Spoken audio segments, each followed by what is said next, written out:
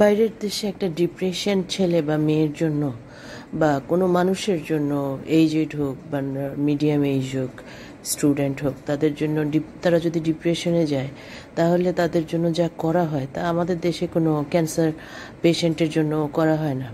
একজন cancer patient এরকম যদি হয় যে স্টুডেন্ট, তার পরীক্ষার সামনে, তাকে আমরা স্পেশালি হসপিটালে পরীক্ষা দেওয়ানোর ব্যবস্থা করব, সেটা কখনোই আমাদের দেশে করানো হয় না। কিন্তু বাইরের দেশে একজন একদম ফিজিক্যালি ফিট এবং মেন্টালি ফিট, তারপর সে ডিপ্রেসড, তো এই সমস্ত এই মানুষটার জন্য তারা স্পেশাল এমন ব্যবস্থা করে, আলাদা রুম নেয়, আলাদাভাবে চেয়ার টেবিলের কালার বদলায় এবং তাকে একটা সিনারি, যেখানে গ্রিন সিনারি আছে এরকম জায়গায় নিয়ে যাওয়া হয়। সার্বিক সব কিছুতে তাকে চেঞ্জ দিয়ে একা একটা পরীক্ষা, এমনকি পরীক্ষার কোশ্চেনটাও তো পাল্টে ফেলা হয়, যে খুব সহজ সহজ জিনিস যেন সেখানে থাকে।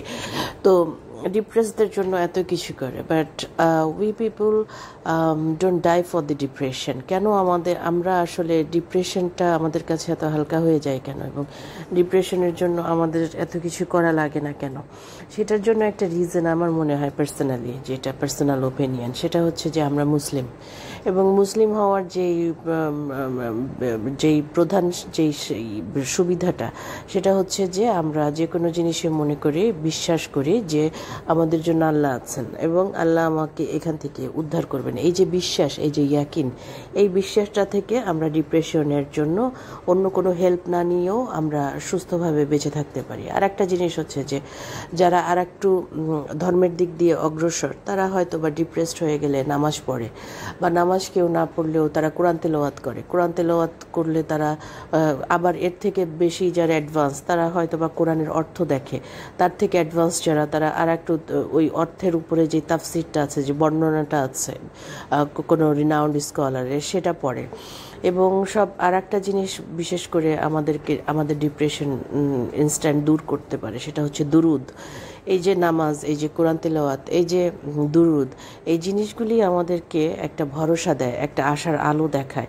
ডিপ্রেশনে যেটা হয়, মানুষ নিজের বলে কেউ আছে, বা নিজের কোনো আশা আকাঙ্ক্ষা বা আলো আছে, বা আমার কিছু বেঁচে থাকার কারণ আছে, এ সমস্ত জিনিস তারা হারিয়ে ফেলে মেন্টালি। কিন্তু এই যে আল্লাহ, এই যে রসুলের উপরে দুরুদ, এই যে আমাদের যেই ধর্মীয় অ্যাক্টিভিটিস, এগুলির জন্য কিন্তু আমরা বিরাট বড় একটা আশা পাই যে উই আর নট অ্যালোন।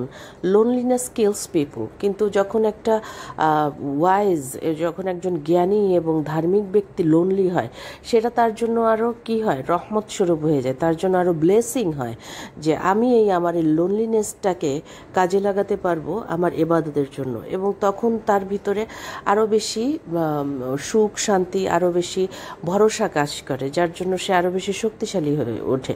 কিন্তু যদি যে ধর্মকে আসলে জ্ঞান করে না, তার জন্য লোনলিনেস এমন একটা জিনিস যেটা তাকে মেরে ফেলতে পারে। লাইকওয়াইজ যে কোনো জায়গায় আপনি ঠেকে যাচ্ছেন, যে কোনো জায়গাটা অন্যদের জন্য যখন খুবই মারাত্মক একটা সিচুয়েশন, খুবই একেবারে অসহায় একটা সিচুয়েশন, সেই অসহায় সিচুয়েশনটা আমাদের জন্য সব থেকে বড় সহায় সিচুয়েশন হয় একটা মাত্র কারণে, ধর্ম এবং আল্লাহকে বিশ্বাস করা, রসুলের পথকে অনুসরণ করা, বেশি বেশি করে নামাজ পড়া, কোরআন তেলাওয়াত করা, দুরুদ পড়া, এ সমস্ত জিনিস।